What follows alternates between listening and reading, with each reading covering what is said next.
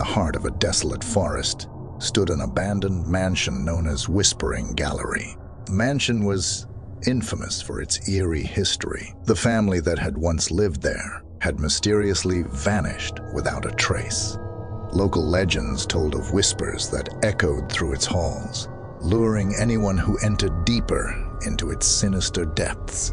One stormy night, a group of thrill-seekers dared to explore the mansion. As they stepped inside, a cold breeze brushed past them, carrying faint whispers.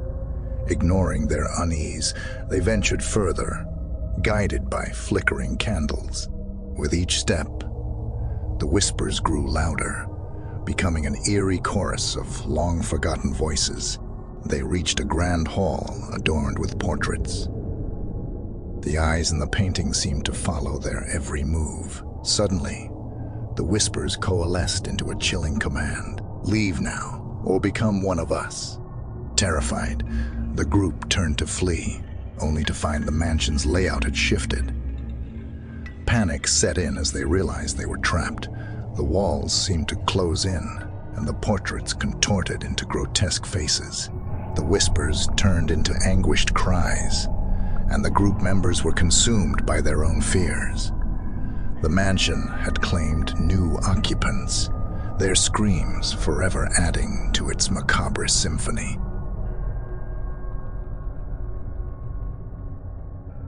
In a quaint village, an enigmatic figure named Elias the Dollmaker was known to create lifelike dolls that seemed to come alive. He had only one condition: no one was allowed to enter his workshop. Those who ignored the warning disappeared without a trace. A curious woman named Lily moved to the village and became fascinated by the dolls. Driven by curiosity, she entered Elias's workshop one moonlit night. The room was filled with exquisite dolls. Their eyes glinting with an unsettling spark. As Lily examined the dolls, she noticed one that bore a striking resemblance to her. Its eyes seemed to hold her gaze, and its lips moved soundlessly. It whispered tales of despair and longing, of souls trapped within the dolls. Frozen with fear, Lily realized that the dolls were the missing villagers. Suddenly, the dolls began to stir, their porcelain limbs creaking as they advanced toward her. Panicked, Lily tried to flee, but the door had vanished. Elias appeared, his eyes void of emotion. He revealed that he had struck a sinister pact to trap souls in his creations. Lily's body gradually transformed into that of a doll, her consciousness trapped within.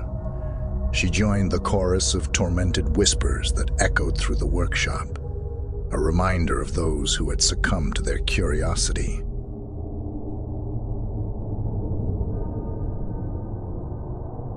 The annual carnival arrived in the small town, bringing joy and excitement to its residents. However, an air of unease surrounded the carnival, as whispers of a curse were passed from generation to generation to generation. Legend had it that the carnival's founder had made a deal with a dark entity, trading the souls of attendees for prosperity. A skeptical journalist named Alex decided to investigate. He attended the carnival, documenting the laughter and gaiety. As night fell, the atmosphere shifted. The rides groaned to life, moving on their own accord. The crowd's laughter turned into maniacal cackles, and the lights cast eerie shadows.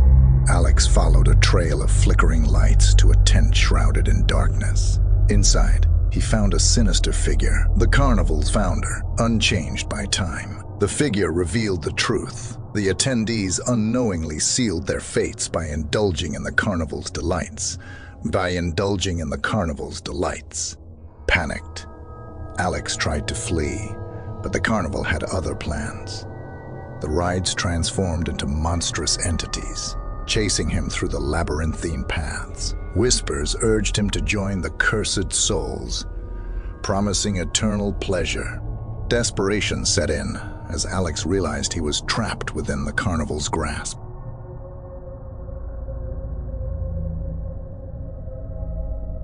remote village, an abandoned piano stood in a decaying mansion. The locals claimed that playing a haunting melody on the piano would awaken malevolent spirits. Despite the warnings, a musician named Emily was drawn to the instrument's melancholic beauty.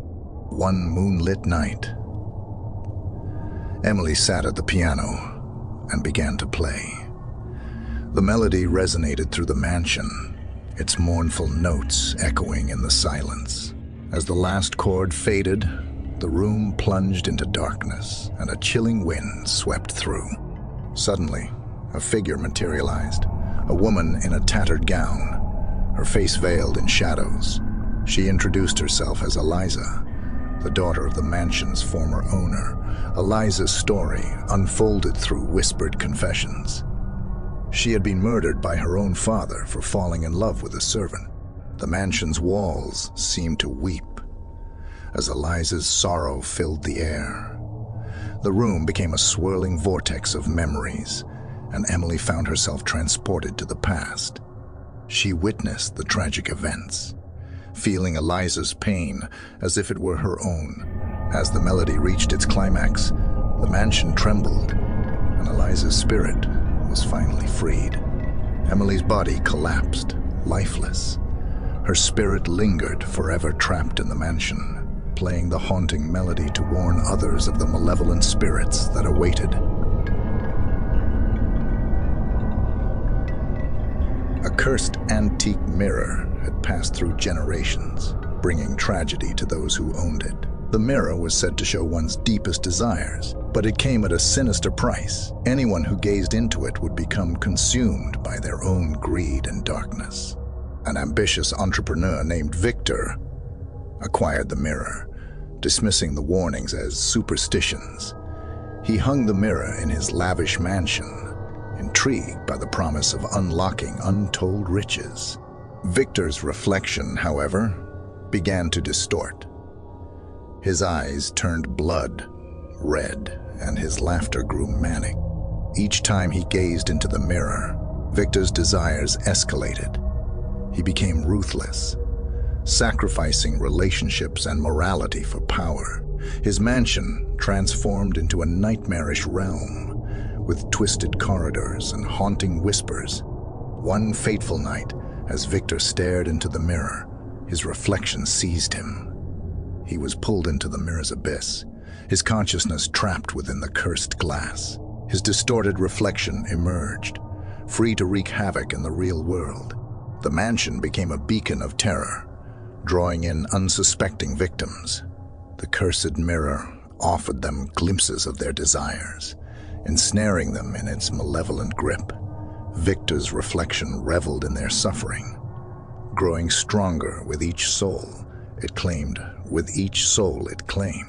In the end, the mansion stood as a grim reminder of the mirror's power, a portal to a realm of darkness where desires twisted into nightmares and where the reflection held dominion over reality itself.